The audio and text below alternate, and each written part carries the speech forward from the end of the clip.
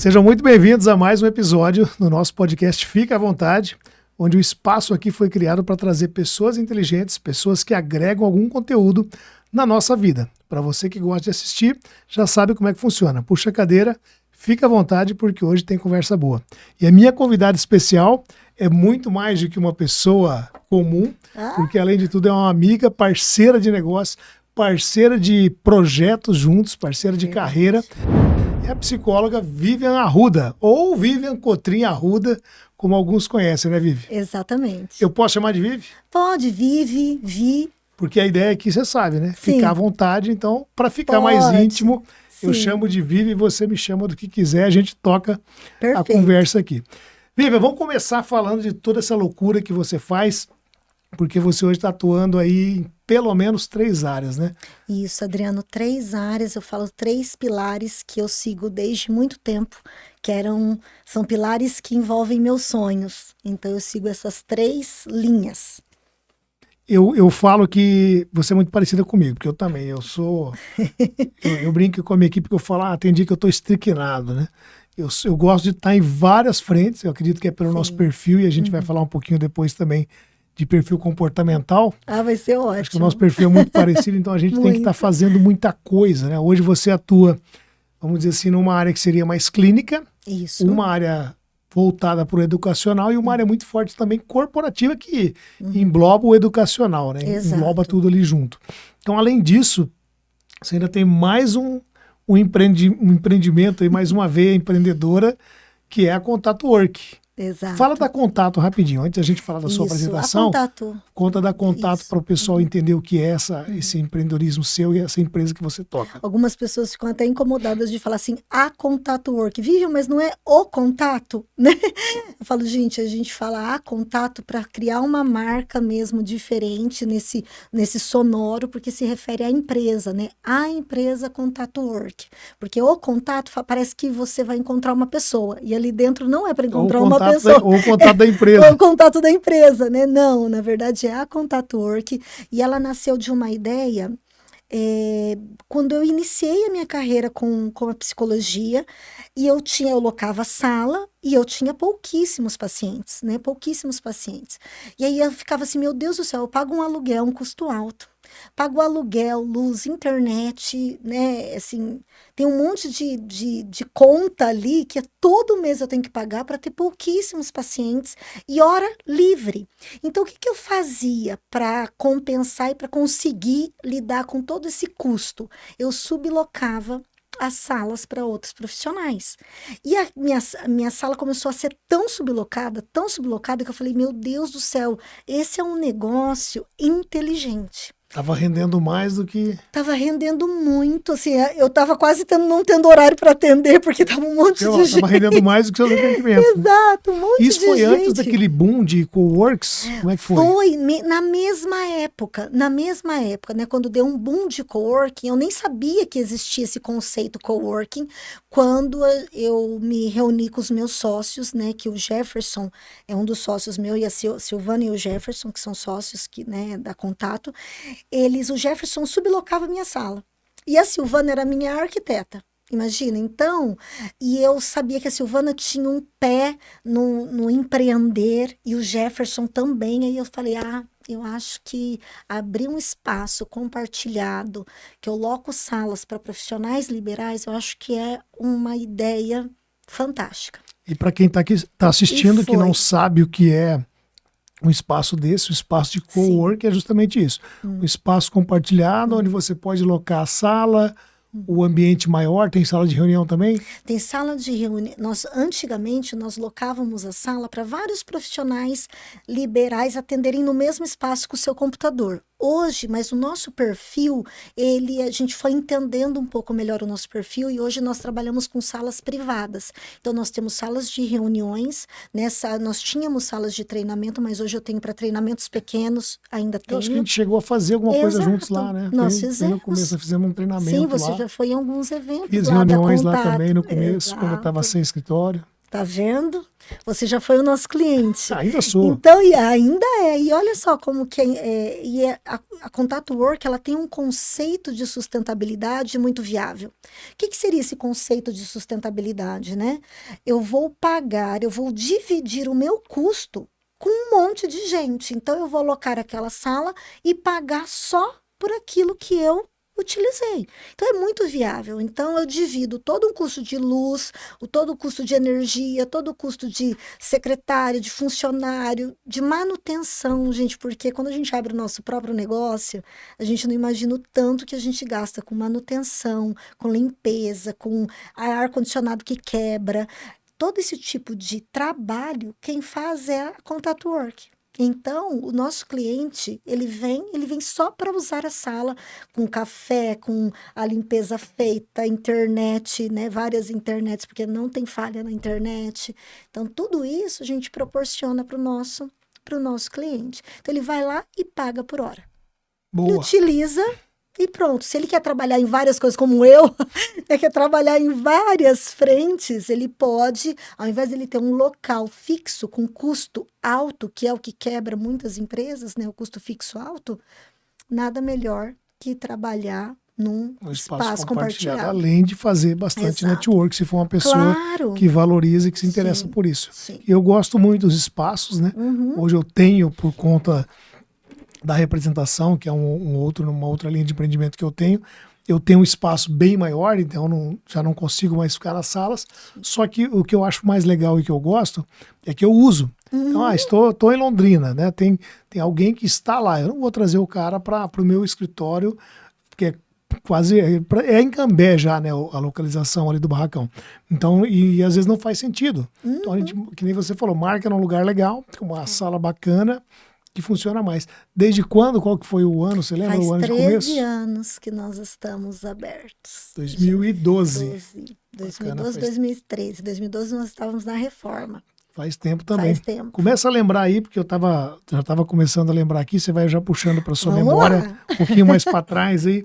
Eu estava lembrando de quando a gente se conheceu e eu pensei que tinha sido no curso de programação neurolinguística, né? Exato. Na FGV. Só que você comentou que foi um pouco antes, foi no MBA. Nós fizemos gestão empresarial juntos, né? Até foi aí que a gente começou, a gente sentava no mesmo grupo, né? Várias discussões, várias polêmicas que a gente compartilhava e depois a gente fez programação neurolinguística juntos, né? A gente fez todo esse caminhar aí. Até a questão do treinamento, eu me lembro, Adriano, que eu já dava treinamento na época e você estava voando, querendo, nossa, você queria muito dar treinamento. E hoje está aí essa potência, né? Eu também fazia menores. Atendia já alguns clientes. Sim, que eu faço desde sempre. Só que 2016, quando eu abri a empresa, aí 17 ali não tinha começado a fluir ainda, acho que eu tinha vendido uma meia dúzia só. Aí 18, né? Acho que foi quando a gente começou o MBA, acho que de 2016 mesmo, né? Foi. Finalzinho de 16 ali. Então, nos formamos ali por 18, que foram 18 meses, inclusive. Foram. De formação. Então, vem daí. Toda essa nossa parceria, essa nossa vontade de fazer, de trocar ideia, desenvolver, compartilhar conhecimento. Sim. E, como eu brinco com o pessoal, né? Às vezes a gente é até pago para isso, então fica muito bom. Nossa, muito bom. E como é que surgiu a decisão, voltando agora no seu início, como é que surgiu a decisão de se tornar psicóloga? Como é que quem pensa em fazer psicologia, o que pensa? Conta pra gente. Gente, essa foi uma decisão que, olha, até hoje eu me questiono sobre essa decisão, porque com 14, 15 anos eu já sabia. Eu falei, gente, eu quero ser psicóloga, porque eu tinha... Muitas pessoas acham que eu tenho um perfil colérico. Depois a gente fala um pouco sobre isso, né? Porque eu sou muito brava, eu sou de me posicionar, de me colocar. Mas eu tenho um perfil muito observador. Então, eu sou muito calma, eu observo com cuidado as coisas. E conforme eu ia entendendo que os psicólogos, eles tinham essa calma, que precisavam escutar, eu me identifiquei muito com essa questão. Então, desde 15, eu falava, eu vou ser psicóloga. Meus pais até falavam, mas você tem certeza? Você quer ir para psicologia, sendo que você é tão nova, né? Você pode decidir outras áreas. Eu falei, é o que eu quero. É o que eu quero, é o jeito que eu sou. Eu sou analítica por natureza. Então, nada melhor do que para uma área que gosta de analisar a narrativa do outro, gosta de investigar a narrativa do outro, gosta de entender qual que é a posição do sujeito naquela narrativa. Então, isso brilha aos meus olhos, né? Então, eu entender como o sujeito se coloca na narrativa que ele tem, que ele apresenta. É uma linha interessante porque a gente fica sempre nisso, né? Eu quero estudar comportamento. Vou fazer psicologia, vou fazer... Que outra linha teria? Filosofia, que mais que tem dentro dessa área? Sociologia, filosofia, Sociologia. né, que vai ajudar as pessoas, né, uma área mais de outros estudos. E quem faz a psicologia também não tem obrigação de se tornar um psicólogo, né? Para quem não gosta de fazer um atendimento. Não. O seu caso, por exemplo, você não faz tantos atendimentos. Como é que está a sua divisão hoje? Hoje eu faço bastante. Eu separo, né? Essas 3 linhas, elas são separadas aí por períodos do dia também, né? Então eu fico no consultório praticamente à tarde e começo da noite, todos os dias, né? Das todos os dias, já? Todos os dias. Aí quando eu tenho treinamento, que são normalmente eu fico fora, né, da cidade, é toda segunda e terça. Então todos esses atendimentos que eu faço, segunda e terça, eu faço um remanejamento, né? Eu faço uma alteração ali para atendê-los no período da manhã ou aos sábados. Então, eu faço toda essa logística para poder dar conta da demanda. Então, faço os treinamentos, né, normalmente segundas e terças. Aí tem a Contato, que eu estou, sempre que eu posso, eu estou lá, né, na Contato, porque a empresa ela funciona sem a minha presença, ela funciona muito bem, né? Hoje a gente tem uma equipe muito bem treinada, então eles dão conta, né, sem que eu tenha que estar lá todos os dias. Então, tem essa questão. E aí, clínica, consultório todo dia. E pauleira. E pauleira. Tem vaga na agenda aí? Olha, tá difícil.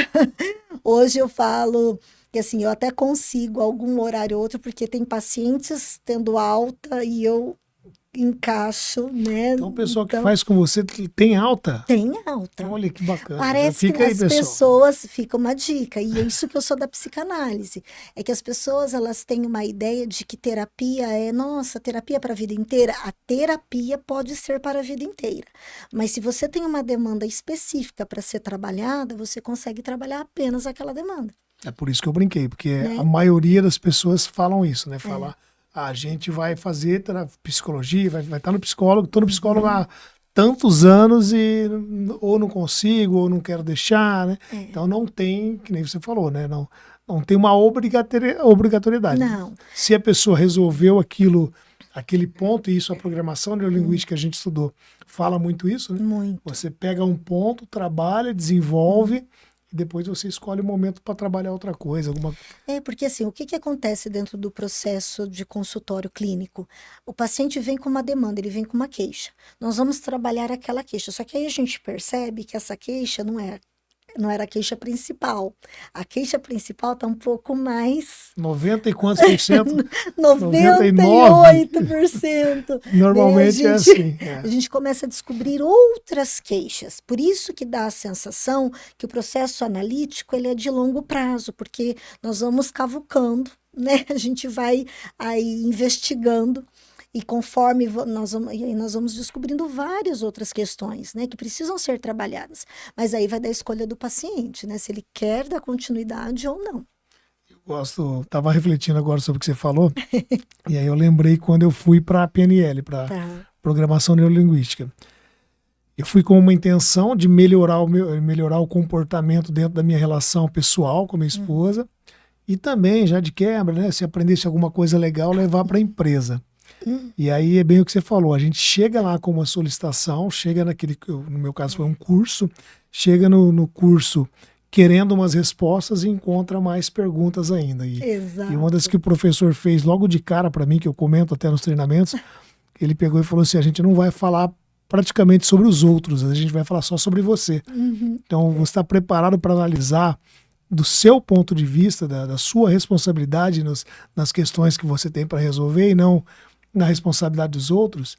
Então, o primeiro tapa na cara que eu falo que eu levei foi isso, foi entender a minha responsabilidade e o quão profundo eram os meus questionamentos.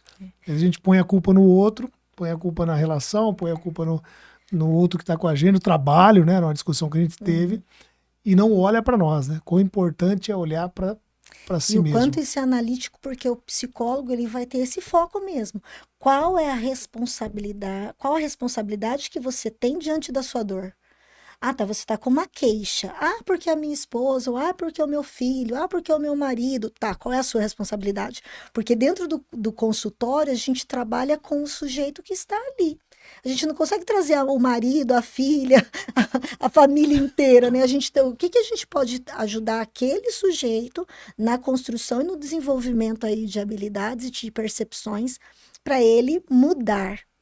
A responsabilidade é toda dele. Por isso é tão difícil às vezes fazer, né? É isso que eu ia te falar. Difícil. Se você pensar assim no resultado, vai, de cada, sei lá, 15, 20, talvez você não tenha um giro tão alto, como Sim. você falou, porque os pacientes vão ficando, Sim. mas vamos pensar assim, numa média de todos os anos que você já está, de cada 10 pessoas que entram, quantas você diria que conseguem ter essa consciência e não só trazer para a consciência, mas colocar uma ação em cima dela para poder falar assim, não, eu vou mudar, eu quero me transformar para ser uma pessoa melhor. Todas elas conseguem, só que talvez a pergunta seria quanto tempo, né?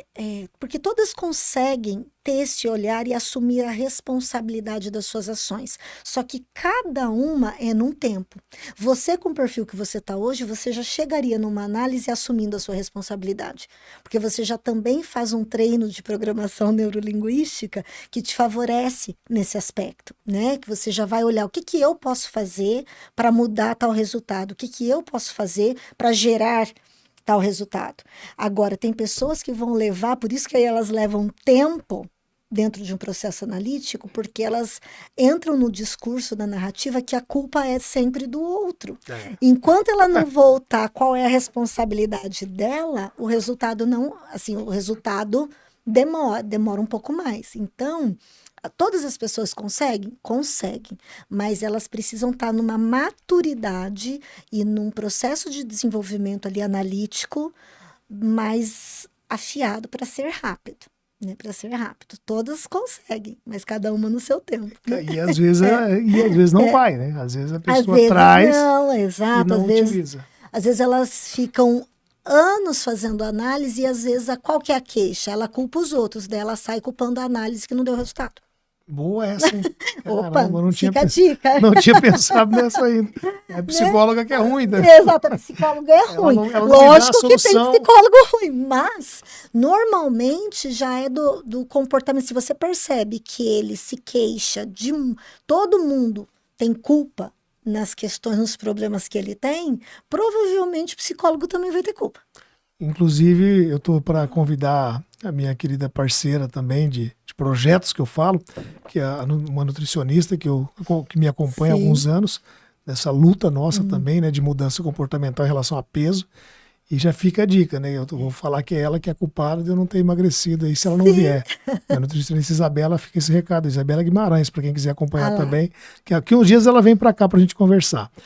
E isso me fez refletir outra coisa. Eu brinco nas palestras de motivação, que eu falo assim, existe uma fórmula para felicidade, só que a gente não quer colocar o significado dessa fórmula em ação. E eu falo que a fórmula é F igual a M mais V. E aí eu falo pro pessoal, não é marido, mas você, né? Não é marido, não é mulher. A fórmula é simples, ela é a felicidade igual ao mundo mais você. Então a soma do que o mundo faz ao seu redor, com o que você escolhe para você, vai te dar o resultado da sua porcentagem de felicidade. Se você continuar deixando o mundo colocando uma porcentagem maior na sua vida do que as suas decisões, você nunca vai ser feliz. A gente nunca vai atingir 100%, porque o 100% seria uma utopia. A gente não tem como conhecer 100% de felicidade, como diz o nosso querido Leandro Carnal, porque senão a gente esqueceria o que é tristeza. Então, sem a tristeza não existe felicidade. Ótimo. E aí, essa nota que a gente dá para o mundo que complementa, porque tem coisas no mundo que são incontroláveis. O acidente é incontrolável, a reação do outro é incontrolável, a natureza é incontrolável. Mas o que é que você faz com isso? Se você consegue entender o que fazer com isso, aí vem também o nosso termo mais utilizado na última década, vem a gente conseguir conquistar a inteligência emocional. Exato. Quantas pessoas estão prontas para fazer isso? E é legal você entrar nesse tema, né, Adriano, porque a gente participa muito. Eu dou treinamentos em relação à inteligência emocional e o Adriano também. E o Adriano vai para a linha motivacional e às vezes eu falo que eu vou para a linha desmotivacional. Não Gostei, conta mais.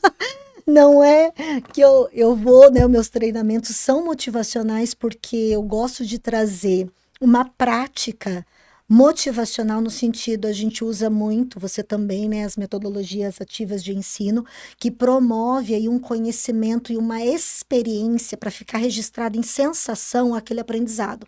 E não existe aprendizado melhor que aquele que a gente consegue, que a gente não esquece, porque de fato você aprendeu, e não você decorou, você só passou a informação na sua cabeça e você esqueceu. Aquele que você aprende é aquele que fica para o resto da vida. E as metodologias ativas, elas trazem esse tipo de efeito, né? Mas eu falo que às vezes é desmotivacional porque é trabalhar com uma realidade que as pessoas não querem se deparar. Por exemplo, a motivação ela é maravilhosa.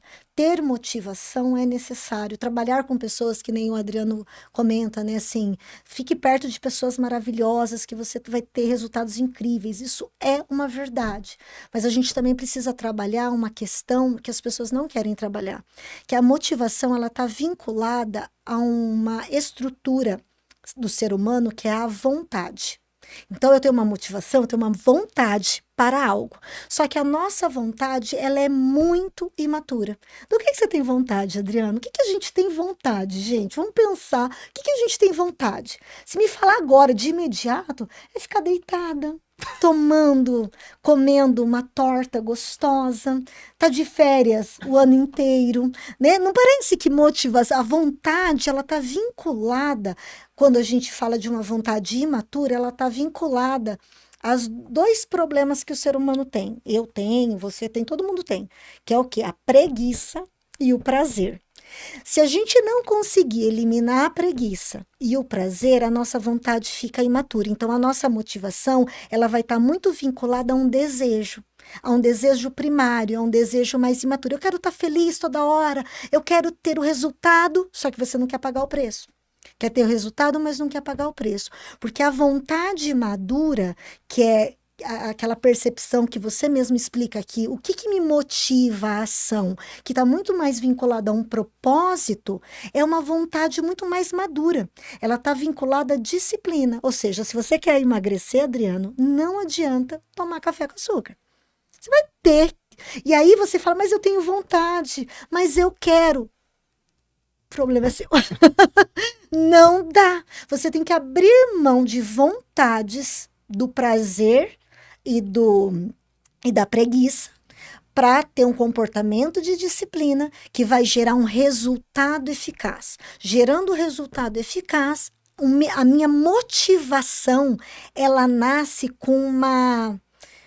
de uma forma mais madura. Então, eu dou treinamentos né, de uma forma muito realista, que é o quê? Não, se enquanto vocês não eliminarem esse prazer e essa preguiça, não tem como. Não vai estar motivado. Não vai estar motivado. Então, você vai estar motivado a partir do momento que você consegue ter uma disciplina para atingir um resultado, porque você tem um propósito claro. Porque as pessoas confundem motivação, né, Adriano, com uma coisa que é só Oba, alegria, oba. com oba-oba. E não é isso. E você fala muito disso, né? Não é isso. Né? A motivação, ela tem que estar vinculada a um processo estruturado, disciplinado e que pode gerar... Você aguenta ficar na dor? Porque ficar sem comer o doce, ou você aguenta passar por situações difíceis com seus clientes para ter um resultado final? Porque numa negociação, por exemplo, você pode desistir porque você não aguenta aquele cliente. E você tem que aguentar, você tem que estar motivado, porque a motivação tem que estar vinculada ao resultado final. Então, você sabe que aquilo ali é um processo. Então, essa vontade, que é o quê? Fugir da dor e ficar ou na preguiça, ou no prazer, a gente tem que aprender a lidar. Boa, bem por aí. É bem por aí. Bora voltar para nossa linha agora. Bora. Você falou que já falou como que você começou ali a estudar, Sim. você falou de tudo que você faz, as 3 áreas diferentes. Você sempre pensou assim em trabalhar nesse monte de coisa ou foi acontecendo? Como é que veio isso para você? Olha, Você foi assim desde pequena, como diz? eu fui assim desde pequena, mas hoje eu tenho mudado esse conceito, tá? Quando eu me formei, eu falava, porque meus pais sempre trabalharam muito. Minha mãe trabalhava no banco de madrugada, então ela trabalhava na compensação, porque antigamente existia compensação de cheque. Compensação. Exato. Então ela trabalhava na compensação, trabalhava até 2 horas da manhã. Ela trabalhava num horário, né, super complicado. Meu pai trabalhava 8 horas no banco e a minha mãe ainda tinha empresa. Então, eu estava todo dia, pequenininha, acompanhando ela na loja, esperando ela chegar, às vezes, do trabalho, né? Ela chegava super tarde, eu acordava. Então, esse ritmo de trabalhar muito é da minha família. Então, quando eu me formei, eu falava assim para o meu marido: eu quero trabalhar 12 horas, eu quero trabalhar, meu Deus, eu quero trabalhar muito. E eu fiz isso por muito tempo, e eu gosto disso, gosto. Mas depois que eu tive neném, né, aí a gente começa a mudar as prioridades. A gente começa a entender que o tempo, ele precisa gerar um resultado, não usando todo o tempo do universo. Você precisa otimizar as coisas, né? Então, você precisa produzir num tempo que seja viável para que você possa também preservar valores que são fundamentais na sua vida, como família, né? Então, a gente precisa equilibrar. Hoje eu tenho equilibrado mais, mas desde muito cedo eu queria 12 horas de trabalho, nossa. E vem pelo perfil também. É, é. Você assim como eu, também tem vamos dizer assim, um modelo, né, de mãe que foi assim também, que nos criou sozinha e trabalhava durante o dia e pegava a gente só para dormir com ela na casa dela, porque deixava a gente com os avós e tal. Então ela também sempre aquela pessoa para cima, para frente, fazendo muito, inspira e cria, né, um modelo comportamental que influencia no resultado do nosso perfil. Exato. Os 3, né, eu, meu irmão e minha irmã, que é a parte da mãe ali, eu tenho mais 2 irmãos da parte do pai, nós 3 ali crescemos com a mãe, temos o perfil empreendedor de fazer bastante coisa. Então influencia, mesmo não sendo o mesmo perfil comportamental, Sim. que a gente sabe que tem algumas diferenças, foi uma galera que os 3 empreenderam em alguma coisa. É bacana isso, Muito. de passar, né, para o outro, assim, essa força de querer fazer. Você poderia dizer assim, ou escolher alguém que foi assim a sua inspiração para tudo isso, como eu acabei de dar o modelo da minha mãe, por exemplo, claro que tiveram outros, né, outros mentores que me inspiraram no caminho ali. Mas você escolheria 3 mentores ou inspirações que te trouxeram para esse caminho? Quem que você colocaria?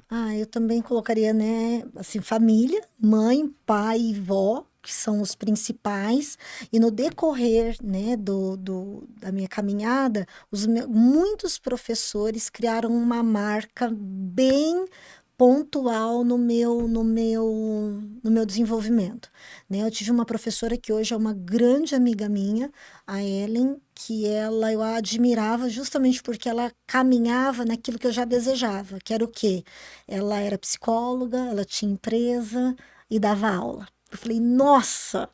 E ela dá conta, eu posso dar conta, eu consigo isso, e eu lutei para isso. E cheguei nisso, né? Boa, exatamente. Que bom, né? Que bom que Que ela te inspirou bom, para isso. Eu cheguei também nisso. fui nesse caminho também aí Sim. de me inspirar em algumas pessoas que antes de olhar, né, eu não tinha nem essa percepção ainda de olhar para o resultado financeiro, né? A gente olhava para o resultado que a pessoa construía, né? O jeito que ela Construir, trabalhava, a vibe que ela tinha, a energia que ela passava, isso realmente é inspirador. Eu lembro que a primeira palestra que eu vi com o professor no colégio, eu estava no último ano do colégio, aqui em Rolândia, inclusive, a gente está gravando em Rolândia, para quem não sabe, aqui na Ideia Agência, estúdio do meu amigo Fabinho. E eu estava no colégio estadual ali, tal, que eu estudava, e um professor chamado Aguinaldo Silva, que é daqui, que hoje é terapeuta, inclusive, parou de fazer palestras que ele fazia, estava falando sobre profissões. E foi muito parecido com o que você falou. Eu olhei para aquilo, devia ter meus 14, 15 anos, olhei para aquele persona ali, aquele personagem, e falei, caramba, isso é Eu legal, quero hein? isso para mim, né? Um dia eu quero estar Quero. falando lá. Sim, é isso. E é uma das coisas que eu Uhum. prezo muito hoje, né? As palestras em colégio. Sempre que vem, eu trato com muito carinho e faço questão de não perder, não importa se é um colégio que tem condição ou não, tá aí na lista das palestras que eu ainda faço de coração para poder multiplicar isso e para Para que a criar gente uma seja, marca, e a gente né? seja referência, né? Exato. Para eles como eles foram para nós, né? Bacana isso. Pensando mais no consultório ali, você já falou bastante um pouquinho do tipo de trabalho e tal. O que você pode me dizer qual é a maior demanda hoje? O que o pessoal vem pedindo quando chega no consultório? Hoje é gritante as questões vinculadas à ansiedade, né? Aos transtornos de ansiedade. Muita gente chega com essa dor, achando que é um transtorno de ansiedade, mas não é transtorno de ansiedade. Então, essa é a maior demanda. A segunda maior é problemas em relacionamentos diversos, tanto relacionamento marido e mulher, quanto relacionamentos dentro da empresa. Isso é muito forte. Isso tem acontecido, tem uma procura muito grande, porque as pessoas têm sofrido pressões no trabalho, e elas não estão conseguindo lidar com essas pressões e principalmente resolver os problemas com a pessoa. Né? Então existe uma dificuldade, até porque, Adriano, hoje a gente vende imagem, né? Vende imagem. Então, a gente vende a gente acertando, a gente vende tendo sucesso, a gente vende resultados maravilhosos, tudo. E aí, os erros, quando vem um erro, a crítica é muito grande em cima dos erros das pessoas, o julgamento, o preconceito, tudo é muito gritante, muito grande. Então, as pessoas elas entram no processo de trabalho já com medo de errar, com medo de pedir ajuda, com medo de falar não. Então, gera uma ansiedade, gera um problema nas relações de trabalho gigante. Gigante. Então, eu tenho recebido muito essa demanda. Eu também na linha de todo mundo quando contrata o treinamento hoje, principalmente de comunicação, que é o que eles mais pedem para mim, justamente por isso que você falou, das pessoas se tratarem melhor, aprenderem a se comunicar. Não é mais o pedido do treinamento de liderança comum. Antigamente, não. traz o treinamento de liderança para formar uma liderança. Não, Não. eu quero trazer um treinamento de liderança, mas que fale de comunicação, Inteligência que emocional. faça o pessoal se conectar mais, né? Tá bem nessa linha mesmo aí que você comentou. Pensando na ansiedade, que nem estava aqui previsto, eu gostei do que você falou. O filme lá da Disney trata ela com emoção, e eu sempre brinco com isso nas palestras, né? Será que pode ser considerado emoção ou entraria mais para um distúrbio, que nem você falou? Ela é uma emoção, porque o que é uma ansiedade? Ela é um sinal, é um medo, ela está vinculada ao medo, tá? Então, O primeiro medo, a emoção original seria o medo. O medo, que é o quê? O medo de futuro. Isso é uma ansiedade. Medo do que vai acontecer. E é natural que a gente tenha isso. Por exemplo, eu vim aqui, me deu um pouquinho de ansiedade? Lógico, porque eu não conhecia o local, não conhecia o estúdio, eu não conhecia quem eram as pessoas que iam me receber, como elas iriam me receber, o equipamento, será que eu teria que trazer algum tipo de equipamento? Será que eu estava preparada o suficiente em termos né, de equipamentos e materiais para poder fazer o podcast? Isso gera uma ansiedade, por quê? Porque eu não tenho a visão de como é. Então, eu vou ter um concurso. É natural ter uma ansiedade, porque assim, nossa, eu vou ter um concurso, vou ter uma prova. Quando eu tirei minha carteira de motorista, meu Deus do céu, eu não conseguia controlar a embreagem do carro de tanto que meu pé tremia, de tanta ansiedade. Porque era o medo do resultado, o medo desse futuro, se eu ia conseguir, porque é concreto. Agora, a partir do momento que eu começo a ter ansiedades ilusórias, que não é de um medo futuro real, mas é algo ilusório, que não vai acontecer, que é só da minha imaginação, e que eu começo a ter sintomas diários por conta disso. Então, a questão do tempo, você tem uma crise de ansiedade um dia por um evento, ok. Mas se isso se repete várias vezes, você já está num transtorno de ansiedade. Se você está tendo falta de ar todos os dias, se você está tendo sudorese todos os dias, se você tem uma trava comportamental, né, todos os dias, por conta de eventos que você não está com medo de um futuro, mas de coisas que às vezes estão vindo da sua cabeça, ou só uma sensação que ela está aparecendo constantemente, e isso é um transtorno de ansiedade. Aí a gente precisa ver toda a parte fisiológica, porque, por incrível que pareça, a vitamina B12 baixa pode dar efeitos de ansiedade. Então, você tem que estar com uma B12 acima de 500, você tem que estar com uma vitamina D, ok, o seu ferro tem que estar ok. Muitas vezes pessoas entram com sintomas depressivos no consultório, eu falo, tem que fazer exame. Vai para o médico, faça os seus exames, porque está com a ferritina lá embaixo. Na depressão, a pessoa não está conseguindo levantar, porque ela está com anemia, né? Está com uma ferritina, ferro baixo.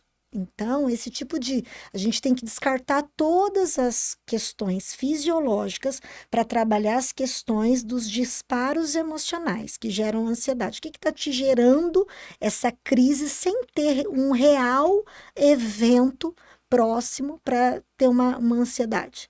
Então, essa análise precisa ser feita. A ansiedade seria quase que a evolução do friozinho na barriga. É, uma evolução do friozinho na barriga. Ou um aumento ou um distúrbio, como a gente falou. É necessário, porque se eu tenho uma ansiedade dentro do normal, eu vou me prevenir. Então tá, eu tô com medo da prova no futuro. O que eu vou fazer? Me preparar. Ela faz você ter uma ação. Então, a ansiedade te favorece. Não dá para eu exterminar a ansiedade. Ela é importantíssima para a nossa sobrevivência. Eu preciso ter uma ansiedade para eu me preparar para esse futuro.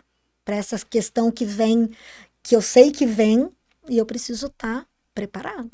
É assim como todas as emoções. A gente não pode se eximir e não conseguimos. A ideia é justamente entender cada uma, trazer para a consciência e partir para a ação, que é essa gestão emocional. Que daí é o que a gente está falando de inteligência emocional. Exato. Como é que eu vou aniquilar meu medo? Tirar o medo de atravessar a rua sem olhar para o lado. Não tem Tirar como. o medo de pular de um avião sem paraquedas. E é tão legal que você falou isso, porque assim, quando a gente estuda PNL, a gente entende que a gente não elimina emoções. O que a gente precisa dominar é comportamento. Quando a gente domina o nosso comportamento, principalmente o comportamento não verbal, a gente começa a ter uma mudança da sensação que aquela emoção traz. Então, a emoção está ali, o medo está ali, mas quando eu tenho um domínio comportamento do corpo, do comportamento, nossa, eu domino melhor a situação. É aquela história, né? O que você precisa fazer para ter coragem? Faça coisas que te desafiam, não a ponto, né? Não vai pular de paraquedas se você não dá conta de pular de paraquedas, mas, ai, Vivi, eu não dou conta, eu tenho medo de estar sozinha. Procure tomar um café um dia sozinha na rua, que não é nada perigoso, mas tomar um café sozinha pode gerar sensações para que o seu cérebro também compreenda aquela situação com mais tranquilidade. E eu coloco no concreto. Como que eu mudo uma emoção? Quando eu consigo transformar aquela emoção num concreto, eu consigo visualizar, eu consigo perceber, eu consigo sentir eu fazendo, aí eu começo a mudar a minha emoção. Exatamente isso. Ótimo. Para a gente fechar essa parte aqui, então, eu quero que você pense aí se pode compartilhar ou não, se você lembrar alguma coisa agora, algum caso, né? Um caso de alguém que você atendeu, sem detalhes que prejudiquem ou exponham a pessoa, claro. Algum caso assim que você possa pelo menos contar um resumo que foi marcante para você, que aquele te chamou a atenção. Olha, eu posso, né? Tem vários casos, né? Mas o que me chama a atenção muito são a capacidade que o ser humano tem de lidar com a perda. Toda vez que eu atendo casos que envolvem luto de diversas áreas, perda num relacionamento, perda de um filho, perda da mãe, o luto, a capacidade que eu vejo da pessoa se entregar à vulnerabilidade, aquela dor que é necessária, e ela conseguir sair disso, porque ela consegue com análise, com tempo, com acolhimento necessário. A hora que ela sai, você fala, meu Deus, como é possível? Como é possível diante de uma dor dessa, que eu acho que é uma das piores dores, é você perder quem você ama, perder pessoas ou, né, situações ali, e você conseguir esse enfrentamento, isso traz até uma força interna. Eu que sou psicóloga, eu falo, meu Deus do céu, eu tenho medo às vezes de fazer, eu tenho medo ou preguiça né, de fazer uma coisa tão simples. Essa pessoa passou por isso e olha o tanto que ela está lutando para a vida, porque a vida chama, né, tem um chamado. E acho que esses casos me mobilizam muito, muito, quando as pessoas elas passam pelo luto e conseguem dar sentido mesmo diante disso. Tem partes do luto que é até difícil a gente pensar em como uma Nossa, pessoa conseguiria é, passar, porque é passar por muito aquilo. dolorido, né? Realmente, Que daí uma você parte bem vê complicada. o quanto o ser humano é capaz. É capaz de muitas coisas, coisas maravilhosas, coisas terríveis e maravilhosas. Então, quando eu atendo pacientes, eu acho que isso é o que me impacta mais. Dentro da clínica, casos, né? Quando eles passam por luto, Mais marcante para você. para mim. Falando um pouquinho de perfil comportamental dentro da programação neurolinguística, que é o que a gente estudou juntos e nos formamos e usamos isso hoje no nosso trabalho. Uhum, Inclusive, fica a dica aí para quem não assistiu ainda.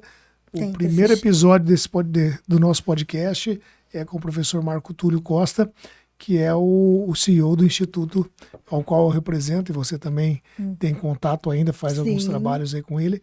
Então, tá bem legal a conversa com ele, onde a gente explica certinho e bem detalhado, mais à vontade, o que é a programação neurolinguística, que é esse estudo que nos traz a consciência de, principalmente, perfis comportamentais, né? Pensa você aí no seu perfil comportamental, no dos seus clientes, você consegue dizer se o seu perfil atrai mais os clientes ou atrapalha essa coisa de você ser esse furacão aí que você é? Esse furacão, então, ele atrai para determinadas áreas, né? Por exemplo, eu tenho um perfil que muitas pessoas, eu tenho um temperamento, né? O temperamento, gente, é um estudo muito legal para a gente entender sobre perfil comportamental, né? A gente tem várias ferramentas hoje, testes psicológicos é uma coisa, tem os testes organizacionais que as empresas utilizam para identificar padrão comportamental, que também são muito interessantes, né? E os temperamentos, que agora está um boom disso, né? Para falar de temperamento. E o meu temperamento é um temperamento melancólico. Ele combina com a clínica, com o consultório, porque é mais observador, mais quieto, ele gosta de processos, ele gosta de coisas mais calmas e controladas. Só que eu tenho um pezinho, porque o meu temperamento nunca muda, mas o meu comportamento muda. Então, como eu tenho uma família toda colérica e sanguínea, que são totalmente, né, assim, expressivos, eu tenho esse lado muito expressivo porque eu aprendi. Então, no treinamento, esse lado aparece com muita tranquilidade, mesmo eu gostando mais de um perfil metódico. É por incrível que pareça. E aí você se conecta. Eu me conecto nessas áreas justamente utilizando um comportamento de um outro perfil, que seria o colérico, porque eu aprendi a fazer isso usando a minha essência no consultório, que é um perfil um pouco mais centrado e metódico, né? Um pouco mais observador, um pouco mais calmo, né? Que eu gosto dessa coisa mais de rotina, de controle. Até porque quem já vai atrás de você, quem quer um treinamento seu, né, um trabalho seu, como o que está buscando ali, já vem com essa coisa de tipo, poxa, ela tem a bagagem de uma psicóloga. Sim, Então eles já procuram sim. também essa coisa de você sendo mais observadora. O meu vem muito relacionado ao palestrante primeiro. Então, eles querem realmente o pega aqui para dar um gás, que você falou, né? Da motivação. Sim. Eu trago às vezes eu dou uma recuada como é que se diz, na expectativa do cliente. E aí o Jobs era fantástico nisso, né? Ele falava, as pessoas não sabem o que querem até a gente mostrar para elas. Então, é o que você falou. Às vezes o cliente vem com uma demanda. E aí eu dou uma recuada e falo, cara, talvez seja uma coisa mais analítica. Nesse momento a gente vai entrar com essa linha de trabalho ou até de treinamento. Já mudei palestra para treinamento. Porque Exato. o jeito que ele queria que fosse conduzido era mais analítico. Eu vejo isso muito mais no treinamento, E né? você percebe que você tem um perfil, né, Adriano? Você é colérico. Você é perfil resultado. Você é uau, é resultado, vamos lá. Você faz a coisa acontecer com uma rapidez gigante, gigante. Só que o que que acontece? Você consegue se adaptar o seu comportamento a processos mais analíticos. Se precisar, você faz você atende o seu cliente de uma forma mais pausada se ele necessita disso, porque você tem o perfil que quer atingir o resultado, que é colérico. Mas eu confesso para você que o meu colérico é baixo, meu resultado é baixo. O que Sério? vai mais é o ar, né? É o É o sanguíneo. sanguíneo, é o o do sanguíneo. todo mundo se Eu dá tava bem. Sim, Mas eu tenho também um pouquinho ali, ele tá ali bem alinhado, ele sim. busca, principalmente quando a coisa Você, aperta. Quando a você é coisa um aperta, a gente. sanguíneo bem treinado, porque o sanguíneo bem Isso. treinado, ele parece um Ele tem que colérico. buscar o resultado, porque ele sabe Tem, qual que é a vantagem do nosso sanguíneo, do nosso perfil ar, como a gente fala na PNL. sim. A gente está ali, a gente quer que vai fazer, só que se a gente descuidar, a gente não entrega. Nós Sim, nos distraímos sim. com muita coisa e tal. Então, é o que você falou, eu trago isso para a consciência e vou utilizando principalmente para compromissos profissionais. Eu Ótimo. posso bater no peito e falar que eu nunca deixei de entregar um compromisso profissional, Nunca. nunca faltei num treinamento, numa agenda. Se eu não me engano, principalmente no MBA e no curso de PNL, eu não faltei uma aula, eu fechei com 100% de presença. Inclusive, pessoal, eu tenho algo para falar do Adriano, que às vezes eu que sou metódica e faço as aulas certinho, bem alinhada, ele me corrigia para falar, Vivian, vamos prestar atenção, porque e por isso que eu achava que ele era colérico, né? Justamente. Tem os momentos que eu tô mais focado. E aí entra o que você falou da conexão. Quando a gente se conecta com o professor, por exemplo, tinha aula Sim, que eu viajava, que eu era conduzido. Então, naquele sim, momento ali, eu queria que o meu, sei lá, o sinestésico ali do se encontrar, sim. de absorver De tudo aquilo, aprender, né? ficasse concentrado. Aí eu também me cuidava, né? Uhum. Só que hoje, por conta de muita palestra, muita viagem, eu vejo que eu tenho muito forte essa parte do sanguíneo ali, do se perder fácil. Então tem que tomar muito cuidado. Muito Bem cuidado, é. observado e obrigado por ter pontuado essa questão do colérico, que eu quase nunca tinha me visto assim. Você. Eu falei, nossa, é totalmente resultado. Vamos, tem que estudar isso, tem que fazer aquilo. Eu falei, nossa, é totalmente. Voltado para Até isso. uma professora falava que eu era colérica, porque em sala de aula eu era muito dinâmica, expansiva e de falar. Não, e eu sou melancólica, Tá né? vendo? Vamos pegar só para fechar esse bloco Vamos. desse tema aqui, um ponto da nova geração. Opa, A gente não vai falar muito de nova sim. geração, não é o nosso foco principal hoje da conversa. Só que fala para mim dessa diferença, principalmente de ensinar. Uma galera que está vindo aí, os adolescentes que estão ali, não sei se você pega essa turma de 15, eu faço muito para menor aprendiz, principalmente os Sim. trabalhos em cooperativas, eu sou chamado para fazer integração, fazer um trabalho de comunicação com eles para juntar o menor aprendiz com, às vezes, um cara que está ali na empresa há 30, 40 anos, que já aconteceu comigo. Como é que você está lidando com essa diferença? O que você tem para dizer? Como é que você está conseguindo se adaptar? E o que você tem para deixar de recado para quem está tendo que lidar com isso? Gente, a primeira coisa é você saber se adaptar à linguagem do outro. Um adolescente, né, um jovem aprendiz, que ele já vem achando que ele sabe da teoria.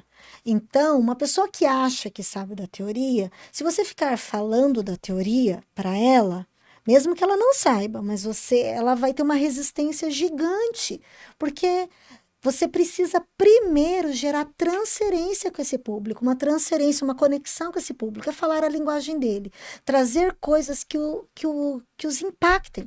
Então, principalmente, relações ou atividades que façam eles pensarem, façam eles refletirem, que façam eles precisam sentir na pele.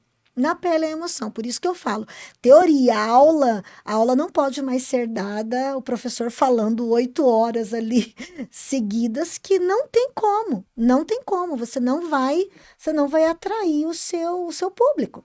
O seu público precisa de experiência, você vai ensinar a vamos falar de física para ele. Você tem que levar as questões, você tem que levar lá fogo, experimentos, para que ele consiga visualizar.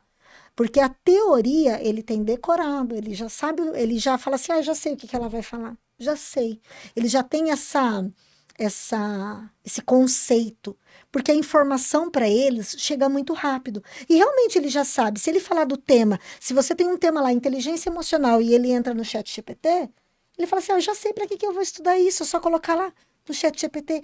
Ele tem que sentir primeiro, para depois ele falar, nossa, eu não sabia.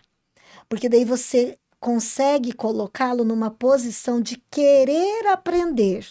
Para você colocá-lo nessa posição, você primeiro precisa fazê-lo perceber que ele não sabe. E não é entrando numa competição de que eu sei mais e você não sabe que vai dar certo. Nossa, resistência, se entrar nesse tipo de eu sou a professora e você é o aluno, eu sei mais e você não, se entrar nessa postura, já perdeu aí. Já não tem conexão. Até porque nós também tivemos essa fase, e a maioria não reconhece, mas nós também tivemos a fase do não aguentar o pessoal da geração anterior à nossa dizendo, na minha época era assim, eu faço isso há tantos anos e sempre deu certo. Então nós também se incomodamos, nós também lutamos com isso e a nova geração está fazendo o direito delas, está lutando com isso até hoje.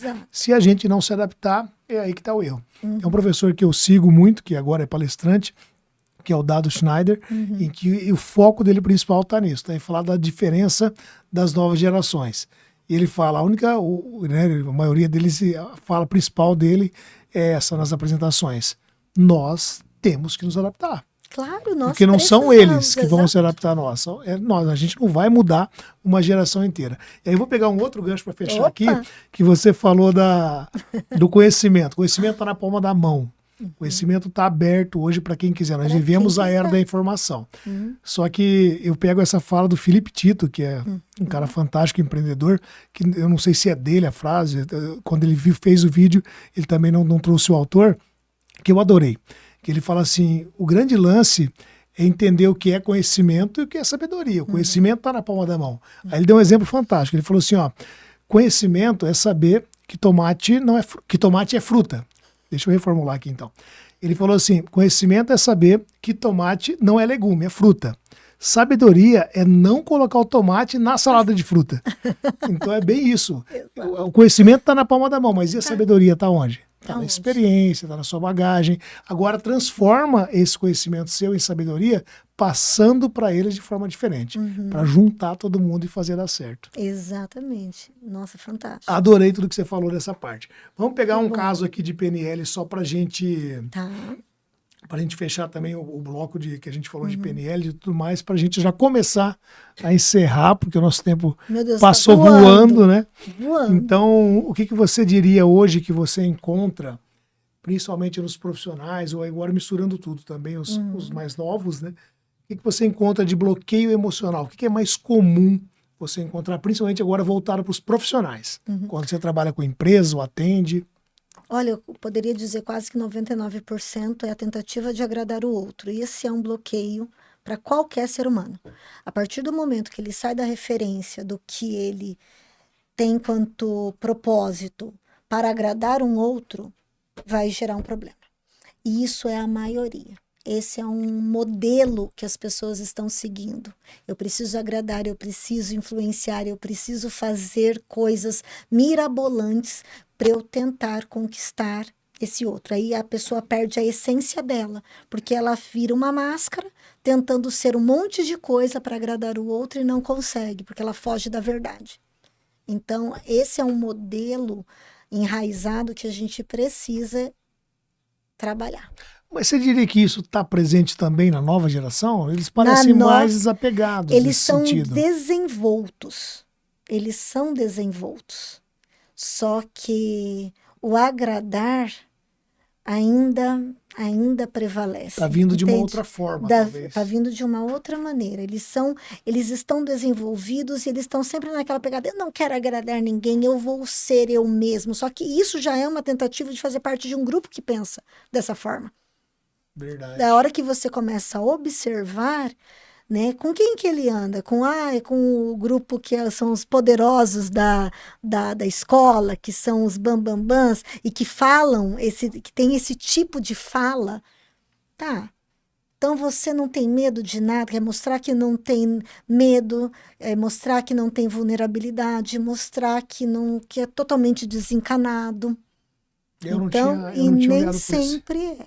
Eu não tinha parado para pensar por esse Sim, lado. sim. Ao mesmo tempo que trazem essa roupagem nova do que não, eu não É. quero agradar, não quero ser igual a você, e eu não ligo para isso, mas vamos dizer assim, como sempre, né?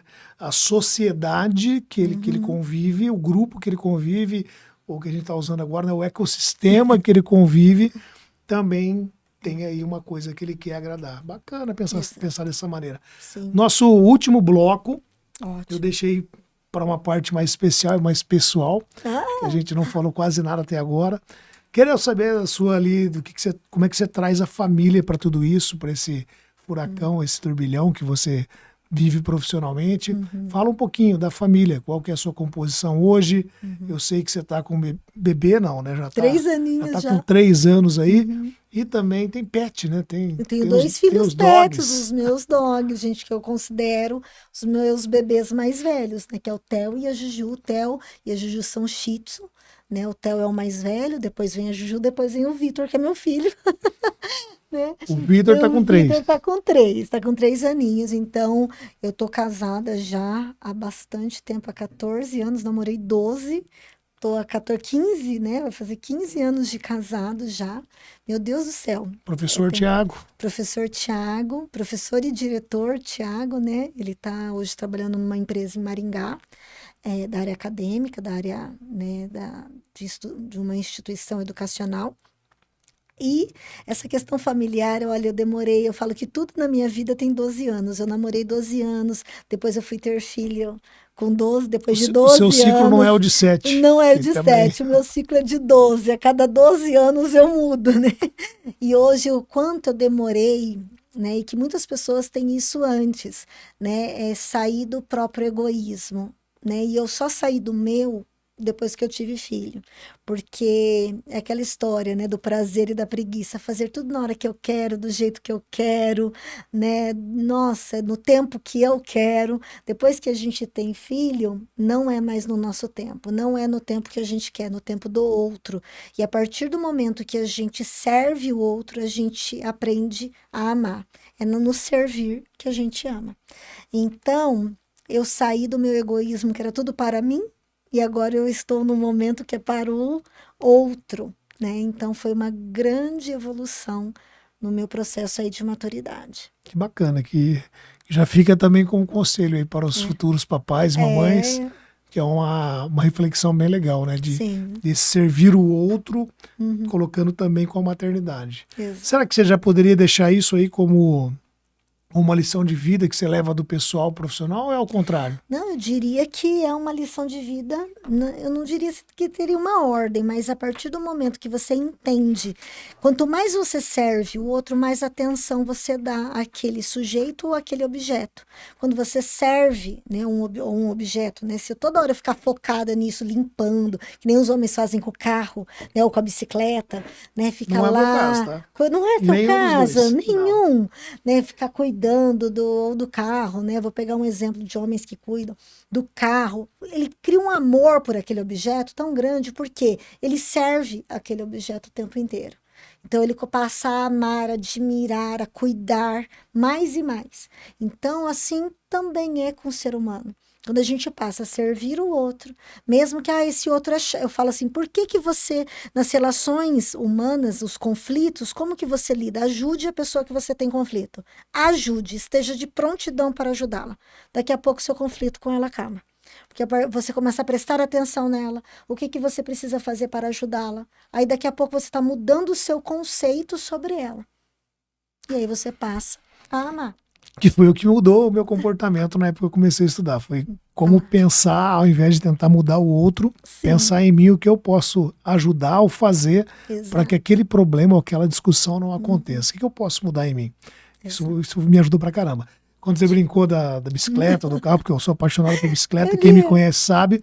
Só que tanto na bike quanto no carro, eu falo que eu não sou um exemplo de cuidado. Até final de semana, a André deu uma brincada comigo e falou: Você viu que sua bicicleta tá com pneu murcho? Falei: Vi, já deve ter até rasgado de tão velho que ele tá aí encostado.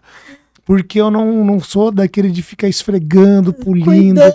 Eu uso muito, a bicicleta Sim. agora tá um pouco menos, que esse período eu não tô pedalando, mas o carro, por exemplo, chego a rodar 6.000 quilômetros no mês. E eu brinco que eu só lavo na revisão, porque o cara me dá de brinde. Sim. É uma parte que eu quero melhorar, porque eu também represento uma linha de produtos automotivos. E a pessoa até falava, o seu carro não serve de modelo. Eu falo, serve, o do antes. Ele é o modelo do antes, quando ele tá sujo. Daí você coloca outro depois limpo para poder usar. Quero fazer um bate-volta com você aqui, Bora. coisinha rápida. Eu coloquei aqui 5 questões, não tem que ser rápida, é aquela Ai, resposta curta mesmo meu e direta, Deus. tá? Primeiro vamos começar com o livro que marcou sua vida. É esse que tá aqui? Gente, vários livros marcaram, mas esse aqui eu tô lendo, não terminei ainda, que é O Mundo Assombrado pelos Demônios. Por que que ele está marcando? Porque ele traz um conceito de ciência que nós nós fugimos desse conceito. Então a gente traz crenças, a gente acredita em coisas que muitas vezes não é verdade. E quando alguém vem e fala assim, olha, isso não é verdade, porque isso foi comprovado assim. Aí você fala, não, lógico que é. É verdade porque você acredita tanto naquilo, tanto, tanto, tanto, tanto, que quando traz uma verdade, as pessoas elas não querem acreditar naquilo que tem dados comprovados da verdade. Então, esse livro está dando um nó na minha cabeça, porque é isso, é trabalhar com as crenças que você tem, as coisas que você acreditou, porque desde criança te falaram, e aí você fala assim, não, mas isso já foi comprovado, que não é assim. É difícil, hein? Difícil. Trazer para consciência Então, e fazer algo esse é com um isso. livro, foi uma indicação de uma ela não é uma influencer que eu sigo, que é a Lara Nesteruk, que eu gosto muito, e ela era nutricionista, agora ela só trabalha com a parte de internet, de Meio digital. de meio digital, isso. E aí ela falou sobre esse livro, eu falei assim, eu vou ler. Nossa, tá dando nó. Boa. Frase ou conselho que você carrega e quer deixar como exemplo para alguém? Busque a realidade. Busque a realidade. Um hábito que mudou na sua rotina para melhor, que você conseguiu incorporar? Acredito que acordar sempre mais cedo que os outros. Boa também, isso é bom, hein? Sim, isso é ótimo. Que horário que você está conseguindo? Eu acordo às 6, meu bebê acorda às 7, mas eu ainda dou uma enrolada. Eu quero acordar e levantar. É outra história. Um sonho que você ainda não realizou e quer realizar? Nossa, um sonho. Olha, eu diria que eu quero ter mais tempo, mas eu tenho conseguido. Quero ajustar mais o Eu tempo. quero ajustar melhor o tempo. Boa. E aí, a última fica um pouco parecida com a que você respondeu da frase, só que eu quero que você elabore uma mensagem, um conselho, o que você quer deixar nesse finalzinho de conversa, para que a pessoa possa fazer uma reflexão e falar, poxa, valeu mais ainda a pena eu ter ficado até o final. Olha, que o ser humano ele é mutável e ele é extremamente adaptado. Como eu falei da questão do luto, como a gente vem falando sobre treinamentos de inteligência emocional.